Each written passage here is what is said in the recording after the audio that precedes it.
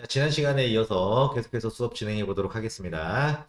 자, 이제는 어느 정도 더위도 이제 한풀 꺾인 것 같고요. 근데 계절이 이제 우리나라가 뚜렷한 사계절이 있다 그러죠. 봄, 여름, 가을, 겨울이 있다라고 했었는데 이제 그것도 아닌 것 같아요. 한참 더웠다가 이제는 벌써 엄청 추워져가지고 이제 뭐 길거리 돌아다니다 보면 이제 롱패딩 입고 다니는 사람도 있는데 그게 뭐 낯설지가 않아요. 그래서 당장 지난주만 하더라도 차 타고 다닐 때 에어컨을 켜고 다녔단 말이에요. 그런데 주말 지내고 나니까 이제 다닐 때 어때요? 예, 지금은 히터 틀고 다녀요. 사무실 왔을 때에도 에어컨 틀어놨었는데 뭐 곧바로 그냥 창문 열고 있을 시간 가만히 있을 날짜도 없이 곧바로 방으로 이제 난방 켜고 이제는 여름 지나고 나니까 바로 겨울로 가는 거 아닌가라는 생각이 드는데요.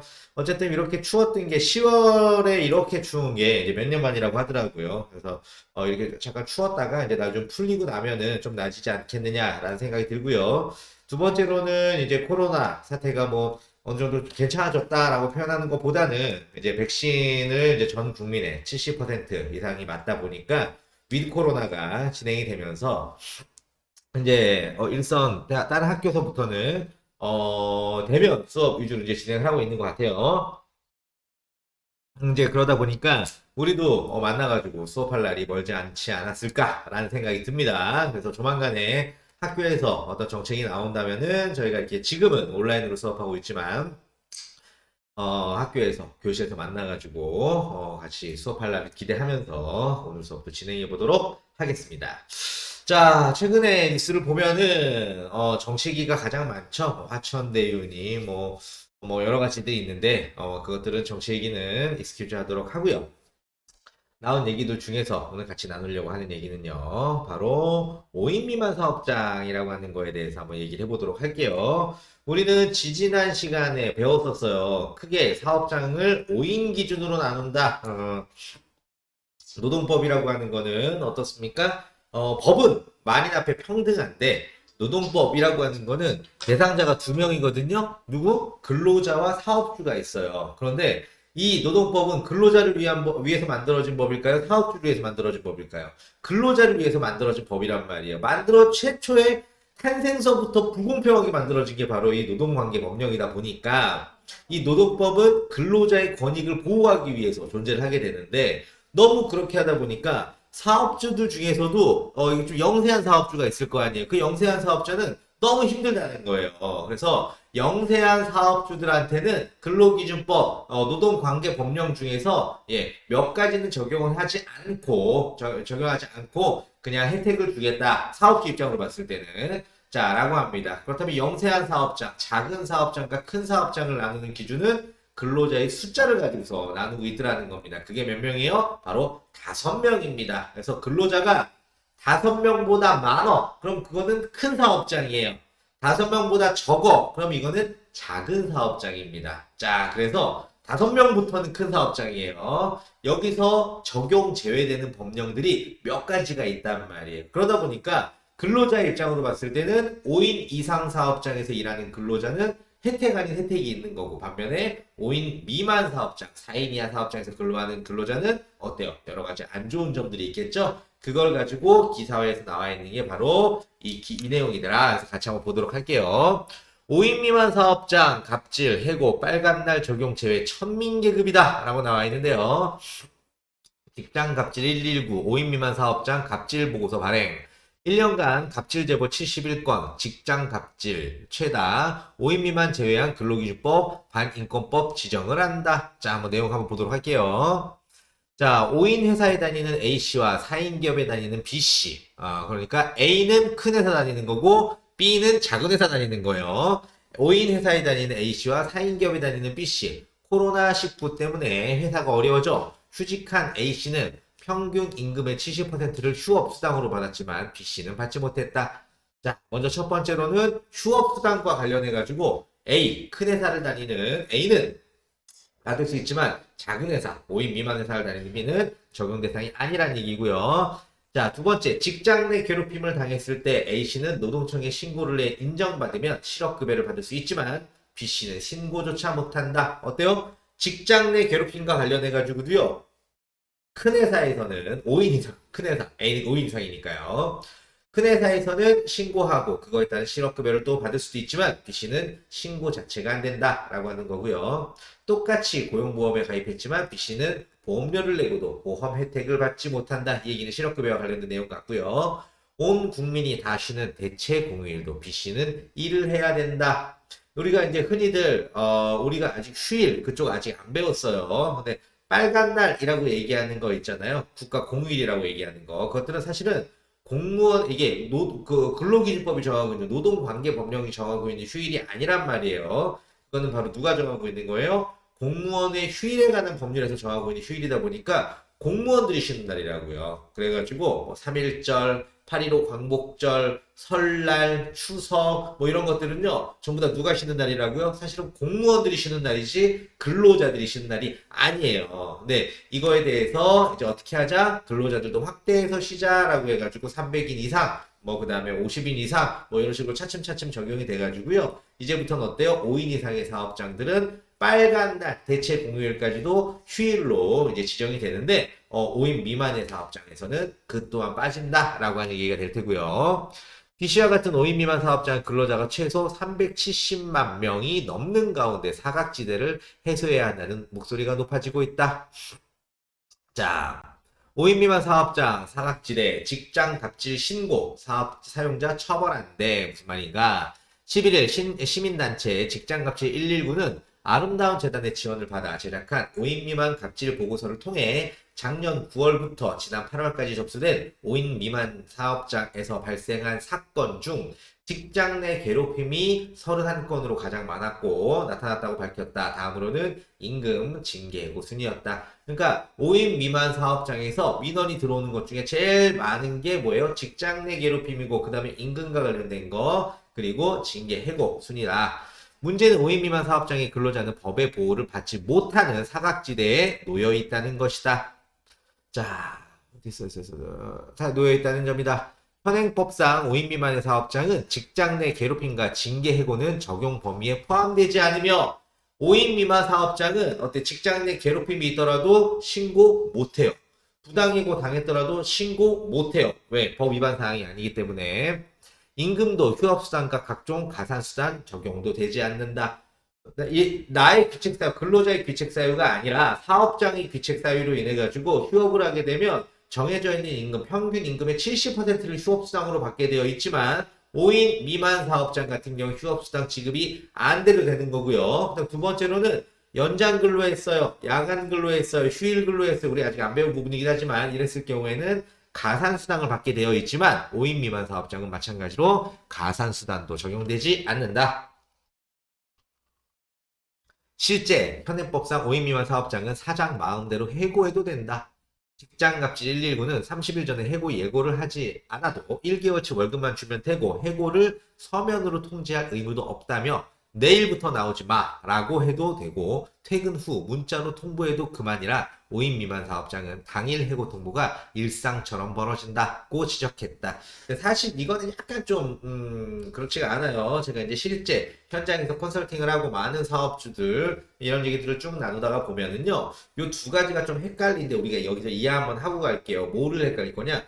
부당해고라고 하는 게 있고요. 해고 예고 수당이라고 하는 데가 있어요. 얘네 두 개가 달라요.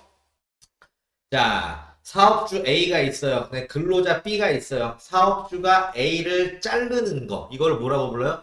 해고라고 합니다. 이 해고인데 부당하게 자르는 거. 이걸 뭐라 그래? 부당해고라고 합니다. 자, 그리고 해고 예고 수당이라고 하는 건 뭐냐면 정당하게 정리를 하는 거야. 정당한 해고임에도 불구하고 너 내일부터 나오지만 요거 안 된다는 거예요. 최소한 얼마 전에 30일 이전에 서면으로 통지를 해줘야 그게 제대로 된 해고로 인정을 받을 수가 있는데 만약에 그걸 하지 않았어. 그럼 어때야 돼요? 그 한 달치에 대한 월급을 줘야 된다라고 하는 게 해고 예고 수당입니다.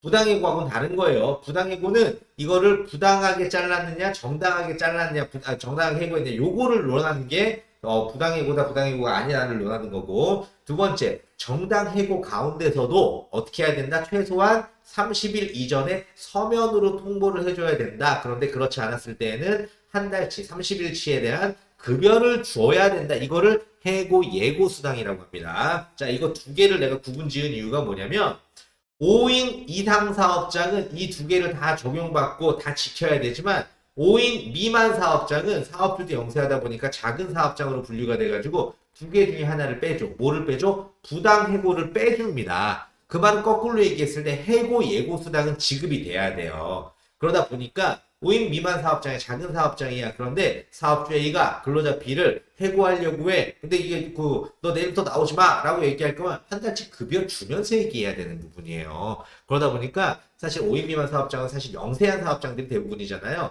그래서 이 해고라고 하는 거에 대해서 해고 예고 수당 때문에 상당히 많이 힘들어한다. 이렇게 지금 기사에 나와 있는 것처럼 편하게 하지는 못해요. 하지만 한 달치만 준다면 뭐 할 수 있다? 해고할 수 있는 것은 사실이다. 그러다 보니까 근로, 직업의 안정성이 많이 떨어진다라고 얘기는 할 수 있겠죠. 자, 실제 현행법상 5인 미만 사업장, 오케이. 또 5인 미만 사업장은 정당한 이유도 없이 부당하게 해고를 당하고 신고할 수조차 없다. 직장갑질 119 제보 사례를 보면 해고 사유가 사용자의 과도한 업무 부여와 지나친 업무 지시, 사대보험에 가입하지 않는 것에 대한 항의를 함, 대표에게 직장 내 괴롭힘을 신고함, 당해 노동자와 일을 하기 싫음 등으로 조사되었다. 좀 말이 안 되는 이유들로 해고를 하긴 하죠. 자, 그렇게 되는데, 직장갑치 119에서 지난 6월 직장인 1000명 대상으로 한 설문조사에서 직장 내 괴롭힘의 경험이 있는 응답자 중 심각하다는 응답자는 5인 미만 사업장은 51.1%로 다한 사업장 약 30%를 비율을 보인 것에 비해 현저히 높게 나타났다. 5인 미만 사업장일수록 직장 내 괴롭힘이 심각하다라고 하는 현상을 보여주고 있고요. 직장갑질 119는 근로기준법 시행령 7조에서 상시 4인 이하의 사업장에 적용되는 법 규정의 범위 내에 직장 내 괴롭힘 규정을 적용하고 있지 않기 때문에 5인 미만 사업장에서는 직장 내 괴롭힘에 관한 적용을 받지 못하고 있다며 그 결과 5인 미만 사업장 노동자들은 직장 내 괴롭힘 피해를 당하고도 신고할 수 있는 창구조차 없다고 꼬집었다. 오늘 14일부터 직장 내 괴롭힘 법이 개정되어 사용자와 친인척일 경우 1000만원 이하의 과태료를 부과할 수 있지만 이마저도 5인 미만 사업장은 적용되지 않는다. 지금 화두가 돼서 얘기하고 있는 건 바로 뭐냐? 직장 내 괴롭힘이라고 하는 직장 내 괴롭힘법이 새롭게 시작이 됐는데 그게 5인 미만 사업장은 적용이 안 되다 보니까 그걸로 인한 권리를 주장할 수가 없다. 이번에 개정돼서 사업주뿐만 아니라 사업주의 친인척이 하는 괴롭힘도 포함이 될 수 있지만 그 또한 5인 미만 사업장은 적용이 안 된다라고 하는 얘기예요. 5인 미만 사업장 근로자들이 노동청에 직장 내 괴롭힘 관련 신고한 사건은 600여 건에 육박하며 신고 후 치아까지 포함하면 1000여 건에 달한다. 용해인 기본소득당 의원실이 고용노동부의 요청에 받은 직장 내 괴롭힘 사건 연도별 처리 현황에 따르면 신고 사건 중 5인 미만 사업장 등으로 법 적용 제외 사업장은 2020년 268건, 21년 8월 기준 312건으로 총 580건이다. 직장갑질 119는 노동청에 신고하러 가면 근로감독관이 5인 미만 사업장이라 취하하라고 하는 경우가 많기 때문에 전체 신고 건수의 40%가 넘는 취하 건수에도 5인 미만 사업장이 상당수 포함되어 있다고 분석했다. 새로 생긴 법이기 때문에 그 전에는 없었고요. 2020년서부터 시작됐단 말이에요. 그런데 직장 내 괴롭힘 사건이 5인 미만 사업장에 굉장히 많이 다빈도로 일어나고 있다라고 되어 있는 거고요. 그 외에 또 추가적인 내용으로 코로나19 휴업수당도 못 받고 무급휴직, 대체공휴일도 이래야 휴일, 휴가도 5인 미만 사업장은 그림의 떡이다. 근로기준법 개정으로 사용자들은 노동자에게 관공서 휴일에 관한 규정에 따른 공휴일과 대체공휴일을 유급휴일로 보장해야 한다. 작년 상시 300일 이상 노동자가 일한 사업장 또는 사업장을 시작으로 사업 또는 사업장을 시작으로 올해는 30인 이상 사업장, 2022년부터는 5인 이상 사업장에 적용된다. 아까 잠깐 얘기했던 부분이죠. 직장갑질 119는 온 국민이 대체 공휴일로 쉬었던 10월 4일과 11월 5일, 11일에 5인 미만 직장인들은 일하러 출근해야 했다며 2022년 1년간 5인 미만 사업장에서 일하는 노동자는 5인 이상 사업장에서 일하는 노동자보다 13일에서 15일 더 일을 하게 된다고 설명했다. 자, 이게 무슨 말이냐? 아까 얘기했지만 다시 한번 설명을 할게요. 근로기준법에서 정하고 있는 휴일은 딱 두 개입니다. 우리가 뭐 다음 시간 정도에 배우겠지만 일주일에 하루 쉬게 돼 있어요. 이걸 주휴일이라고 해요. 그리고 1년에 딱 하루 쉬게 돼 있어요. 언제? 근로자의 날, 노동절 5월 1일 날 쉬게 돼 있어요. 그 외에 우리가 흔히 얘기하는 빨간 날, 1월 1일 신정, 아니면은 뭐 구정, 아니면 3.1절, 아니면 뭐 이런 것들 있잖아요. 아니면 뭐 크리스마스, 뭐 어린이날, 이런 것들은요, 사실은 근로기준법이 정하고 있는 노동관계법령이 정하고 있는 휴일이 아니라 뭐예요? 여기 나와 있는 것처럼 관공서의 휴일에 관한 규정에서 정하고 있는 관공서가 쉬는 날이에요. 공무원들이 쉬는 날이란 말이에요. 그런데 이거를 좀 더 확대하자라고 해가지고요. 작년부터 시작했나요? 해가지고 300인 이상, 작년에 300인 이상의 사업장 같은 경우에는 이 빨간 날 다 쉬게 됐단 말이에요. 그게 어떻게 됐어요? 올해서부터는 30인, 근로자 30인 이상 사업장이 다 적용을 받게 됐고요. 내년서부터는 5인 이상 사업장들도 전부 다 빨간 날, 관공서들의 휴일에 관한 법률에 해당하는 날에도 쉴 수가 있지만 5인 미만 사업장은 거기에 해당하지 않는다. 그러다 보니까 1년에 13일에서 15일 정도 더 일을 해야 된다라고 되어 있는 겁니다. 코로나19 위기가 2년 가까이 지속되는 가운데 5인 미만 사업장은 휴업수당도 받을 수 없습니다. 근로기준법 제46조에 따르면 경영상의 이유로 휴업을 하려면 평균 임금의 70%를 지급해야 하지만 5인 미만 사업장은 해당 근로기준법이 적용 대상이 포함되지 않아요. 그렇기 때문에 휴업수당의 제공의 대상이 되지 않습니다. 하기 때문에 무급휴직을 당하고 있는 것이다 라고 등등 얘기가 나와 있어요. 이래가지고 이 기사의 요지는 뭐냐, 크게 봤을 때 노동관계법령이라고 하는 노동법이요, 근로자를 위한 법인 거는 맞아. 하지만 이게 사업장이 너무 힘들다 보니까 사업장을 나눠서 큰 사업장과 작은 사업장에서, 작은 사업장은 사업주도 영세하니까 여러 가지 조건을 빼주자라고 하는 기준이 5인을 기준으로 해갖고 4인 이하가 되는 사업장은 여러 가지를 빼주게 되는데, 그로 인하다 보니까 4인 미만, 4인 이하의 근로자가 있는 사업장에서 일하는 근로자들이 처우가 많이 열악하다라고 하는 얘기입니다. 저는 그렇게 생각을 해요. 모든 걸 법으로 다 규정할 수는 없지만 뭐 이런 것들을 잘 생각해서 사업주도 한 발 물러서고 근로자도 한 발 물러서서 이렇게 잘 융화돼가지고 만들어가는 게 바로 경영이지 않겠느냐라고 하는 생각이 듭니다. 그래서 우리가 지금 이 법을 배우고 있는 이유도, 왜 법을 배우고 있느냐, 명확하게 알고 있어야지 내줄 걸 내주고 받을 걸 받을 수 있는 거고, 기준이 있어야지 프라마이가 있는 거죠. 그렇기 때문에 그 기준을 똑바로 세우기 위해서 우리가 근로기준법을 배우고 있는 것이다 라고 생각해 주시면 될 것 같아요. 자, 그렇다면은 이제는 근로기준법으로 한번 돌아와 볼까요? 우리가 지난 시간에는 근로계약과 관련해 가지고 수업을 했어요. 그래가지고 근로계약이라고 하는 거는 계약이 있는 기간이 있는 거 혹은 기간이 없는 걸로 가게 되는데, 거기에는 계약서에 명시해야 되는 것들이 임금, 소정근로시간, 휴일, 연차, 유급휴가 등을 하게 되어 있는 거고요. 단시간 근로자는 차별하지 못하고 그거에 대해서 한부 카피해가지고 복사본에서 근로자한테 교부하게 되어 있고요. 그렇게 되면서 강제 저축은 못하게 되어 있어요. 그리고 해고 등이 제한됩니다 라고 하면서 오늘은 해고라고 하는 항목에 대해서 한번 공부해보자 라고 얘기를 했어요. 조금 전에 얘기했던 것처럼 해고에서 제일 중요한 거는 부당해고라고 하는 게 있어요. 네, 해고를 나라가 굉장히 싫어한단 말이에요. 노동부의 이름을 고용노동부로 바꿀 만큼 고용에 대해서 중시하다 보니까 기껏 고용에다가 이거를 정리하는 해고를 꽤나 싫어합니다. 그래서 해고를 정상 해고를 하기는 상당히 힘들다. 그래서 대부분의 해고가 사실은 부당해고예요. 근데 5인 미만 사업장은 부당해고가 존재하지 않고요. 이제부터 한번 내용 좀 볼까요? 해고 등에 대한 사용자는 근로자에게 정당한 이유 없이 해고, 휴직, 정직, 전직, 감봉, 그 밖에 징벌 이하 부당해고 등이라고 한다를 하지 못한다. 부당하게 징계를 하지 못한다 라고 되어 있고요.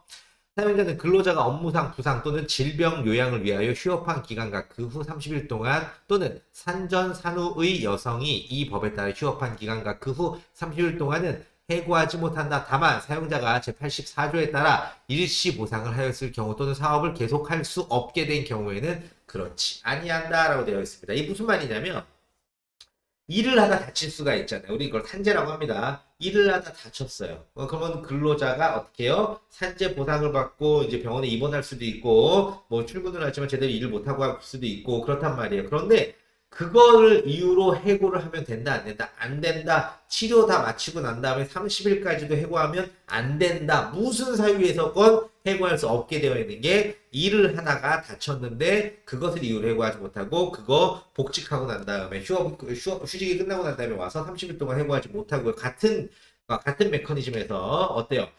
산전후 휴가, 통상적으로 뭐 3개월 정도 이렇게 쉬는 거 있지 않습니까? 그래서 산전후 휴가 이후에 아이를 낳는 것을 이유로 해고하지 못한다. 그 또한 30일 후까지는 해고하지 못한다라고 되어 있는 내용이고요. 자, 그런데 경영상 이유에 의한 해고의 제한이라고 있어요. 24조. 사용자가 경영상 이유에 의하여 근로자를 해고하려면 긴박한 경영상의 필요가 있어야 한다. 이 경우 경영 악화를 방지하기 위한 사업의 양도, 인수, 합병은 긴박한 경영상의 필요가 있는 것으로 본다라고 되어 있습니다. 무슨 말이냐? 사업주가 사업을 영위해 나가는데 근로자들 다 끌고 나가기가 너무 힘든 거야. 너무 긴박한 상황이야. 회사가 망할 것 같아. 그런 상황이 인정이 된다면은 해고를 정당한 해고로 인정을 해주겠다는 겁니다. 그런 것 중에 하나가 뭐냐? 사업장의 양도, 인수, 합병 이렇게 되면서 사업장이 합쳐지면서 수를 좀 해고를 할 거예요. 아니면 인수되면서 정리를 할 거예요. 이런 것들은 사업상의 긴박한 사유로 인정될 수 있다라고 하는 얘기입니다.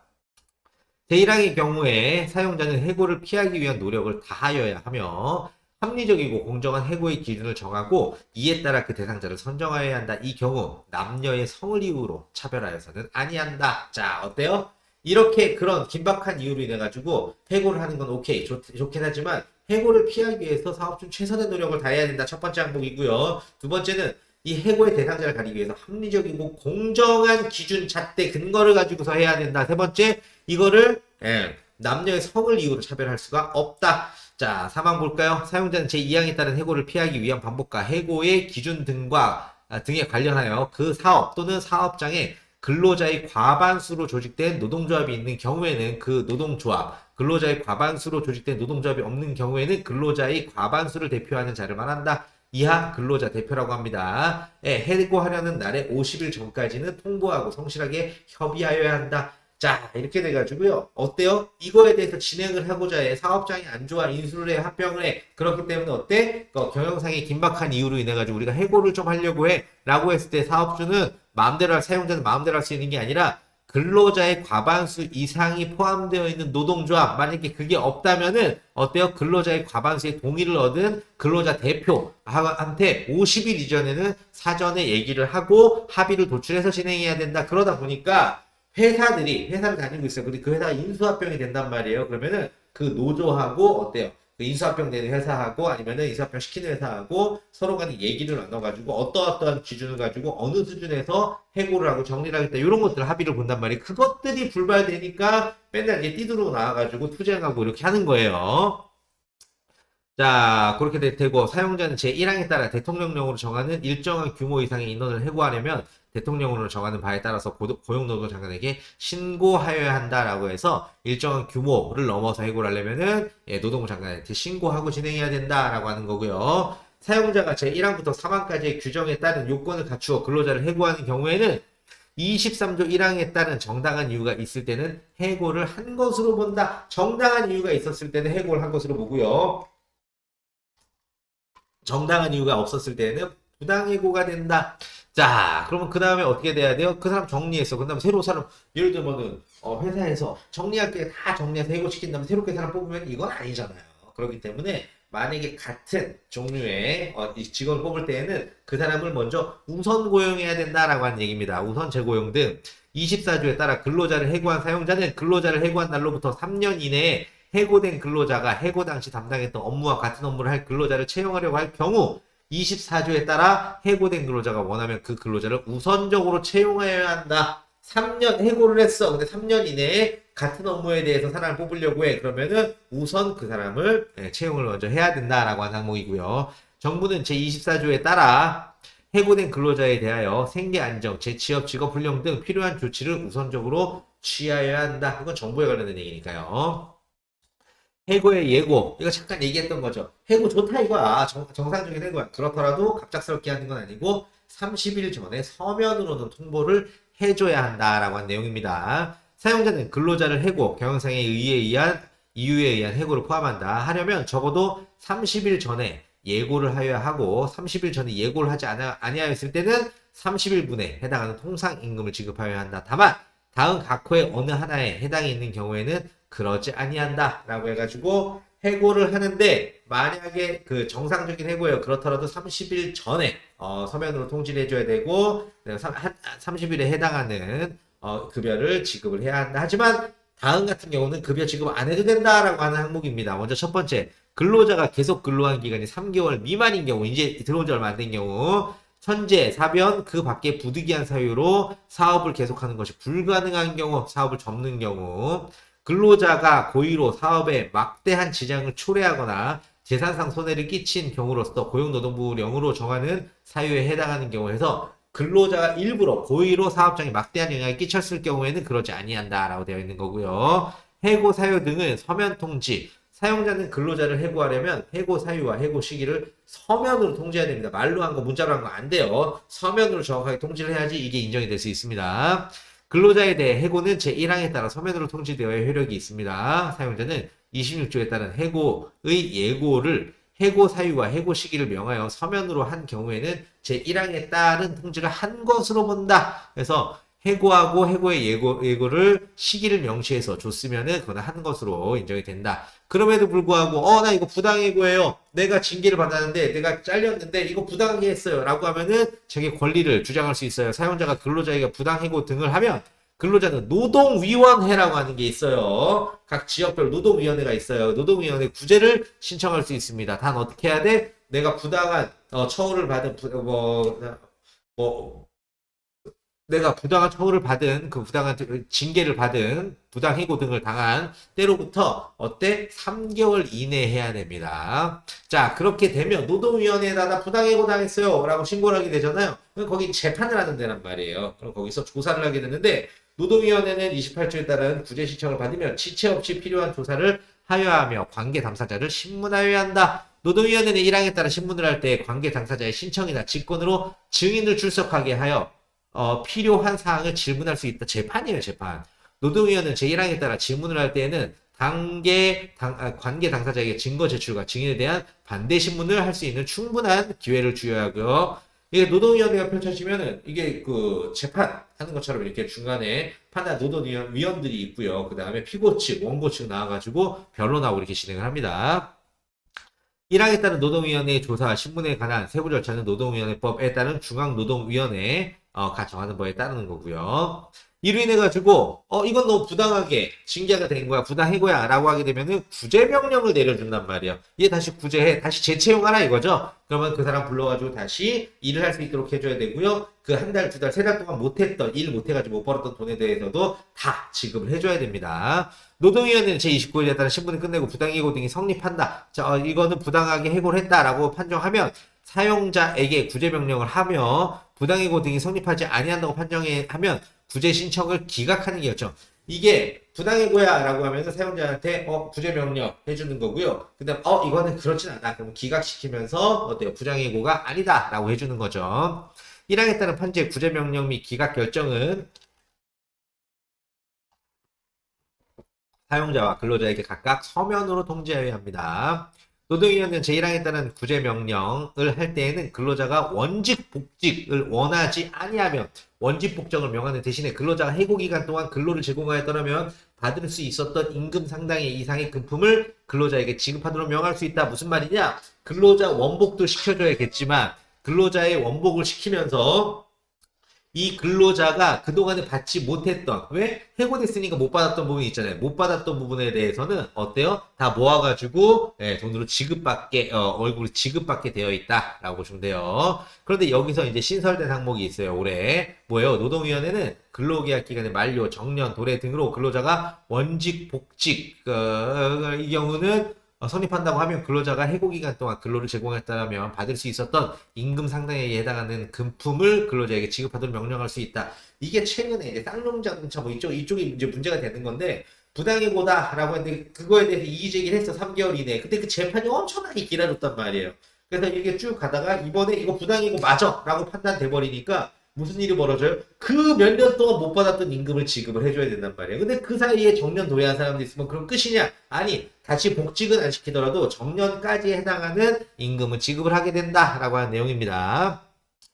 자, 근데 이거에 대해서도 그 기각 결정 아니면 뭐, 그 구제 명령이야 라고 하는 결정에 대해서도 내가 불복할 수 있단 말이야. 그 10일, 결정서 받은 날로부터 10일 이내다 하나 더 이제 올라가는 거지. 중앙노동위원회에 올라가고 재심 신청을 할 수 있다라고 보시면 될 것 같아요. 그래서 그거에서도 내가 그 불복을 하겠어. 그럼 뭐 할 수 있어요? 행정소송법에 의해서 15일 이내에 행정소송을 또 할 수가 있다라고 되어 있습니다. 그래서 구제명령은요, 노동위원회 구제명령 기각결정 또는 재심판정은 31조에 따른 중앙노동위원회에 대한 재심신청이나 행정소송 제기에 의하여 그 효력이 정지되지 아니하고, 예, 그 힘은 계속 발휘가 된다라고 하는 겁니다. 그런데 이 구제명령을 안 따로 다시 재취업시켜! 돈 줘! 라고 했는데 안 줘! 라고 하면 뭐예요? 이행강제금을 해가지고요. 얼마까지? 2천만 원 이하의 이행강제금을 부과할 수 있었는데 요게 이번에 바뀌었어요. 어떻게? 3천만 원, 21년도에 3천만 원 이하의 구제 강제금을 할 수 있는 걸로 바뀌었습니다. 자, 이렇게까지 해서 우리가 오늘은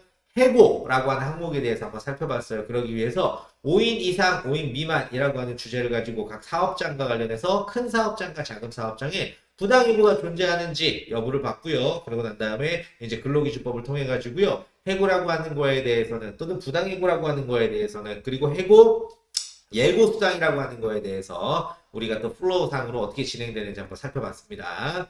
자, 이렇게 해서 오늘은 해고라고 하는 내용에 대해서 한번 살펴봤고요. 다음 시간에는 우리가 퇴직금이라든지 임금이라든지 하는 이런 내용에 대해서 살펴보는 시간 갖도록 할게요. 날이 많이 추워졌어요. 환절기에 감기 조심하시고 다음 시간에 뵙도록 하겠습니다.